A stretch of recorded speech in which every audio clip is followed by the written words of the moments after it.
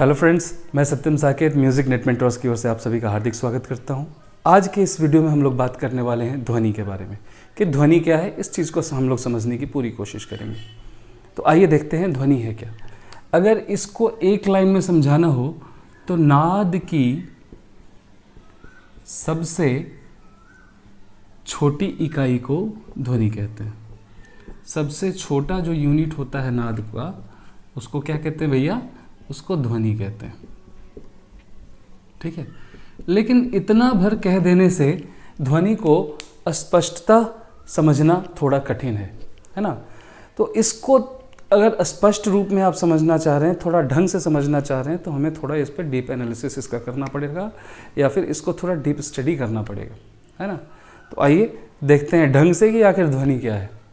भारतीय विचारधारा की अगर हम बात करें तो भारतीय विचारधारा के अनुसार भगवान ब्रह्मा से संगीत की सृष्टि हुई है और धरती से पहले ये सारा का सारा प्रपंच आकाश रूप में विद्यमान था और आकाश में सिर्फ नाद ही नाद व्याप्त था। आकाश से ही पंचभूतों का उद्भव हुआ और उन्हीं पंचभूतों से जीव, इंसान, देवता आदि बनाए गए, है ना। मतलब इस लिहाज से अगर हम कहें तो इस दुनिया में जो कुछ भी नज़र आ रहा है ना, इस संसार में जो कुछ भी नज़र आ रहा है, उसका आधार क्या है? उसका आधार नाद है। ठीक है, और उस नाद की भी जो सूक्ष्मतम इकाई है, उस नाद की भी जो सबसे छोटी यूनिट है, वो क्या है? वो ध्वनि है। सांगीतिक रूप में अगर हम बात करें तो ध्वनि के दो प्रकार होते हैं। ठीक है, एक तो होता है संगीतोपयोगी, और दूसरा होता है संगीतेतर।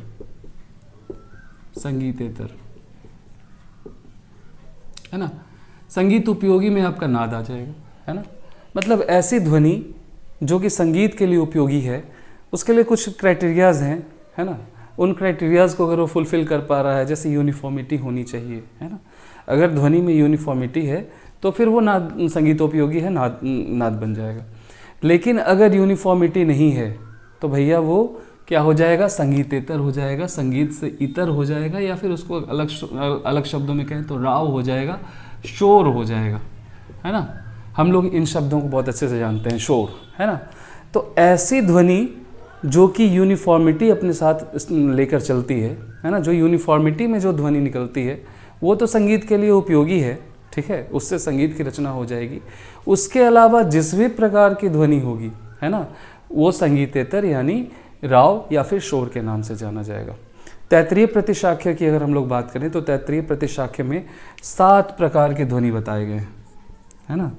उपांशु, ध्वान, निमद, उपब्दिमद, मंद्र, उपब्दिमद, मंद्र, मध्य और तार।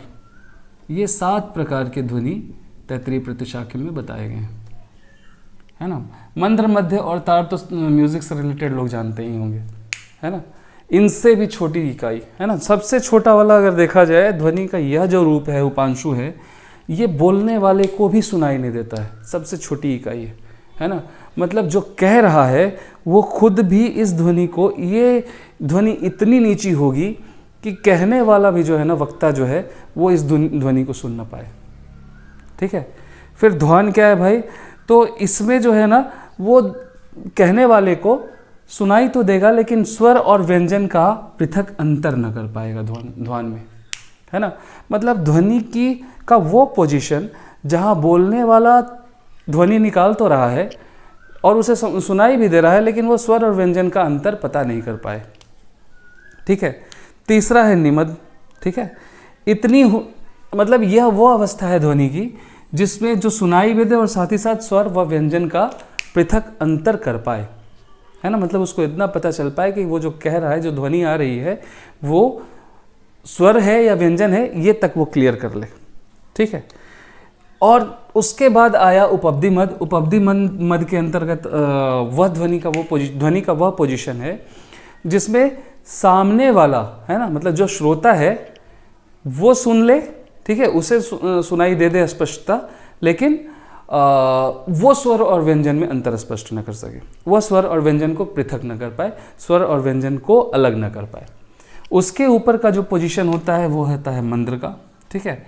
और मंद्र से बड़ा मध्य, मध्य से बड़ा तार, है ना। अगर सत्यनारायण देव के हिसाब से, सत्यनारायण देव ने उसके बाद क्या किया, तैत्तिरीय प्रतिशाख्य की ये सातों ध्वनि के प्रकारों को उन्होंने क्या किया कि उन्होंने वैदिक ऑक्टेव पे रखने की कोशिश की, वैदिक ऑक्टेव पे रखा और उसके बाद आंदोलन संख्या बताई, ठीक है। तो उपांशु की आंदोलन संख्या 15 से 30 बताया गया, मतलब 15 से 30 कंपन प्रति सेकंड। ध्वान की आंदोलन संख्या 30 से 60 कंपन प्रति सेकंड बताया गया। निमद की आंदोलन संख्या 60 से 90 कंपन प्रति सेकंड बताया गया। उपअवधि मद 90 से 120 बताया गया। मंद्र 120 से 240 बताया गया। मध्य 240 से 480 बताया गया और तार 480 से 960 बताया गया।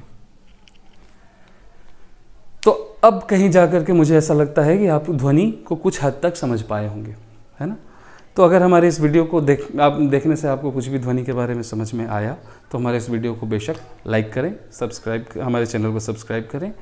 और इस चैनल पर मैं रोज़ एक वीडियो लेकर के आता हूं जो कि आप किसी भी म्यूज़िक से रिलेटेड, अगर आप कोई भी कॉम्पिटिटिव एग्जामिनेशन को फेस कर रहे हैं तो वहाँ पर ये वीडियोज़ आपके लिए काफ़ी लाभकारी रहेगा, ठीक है।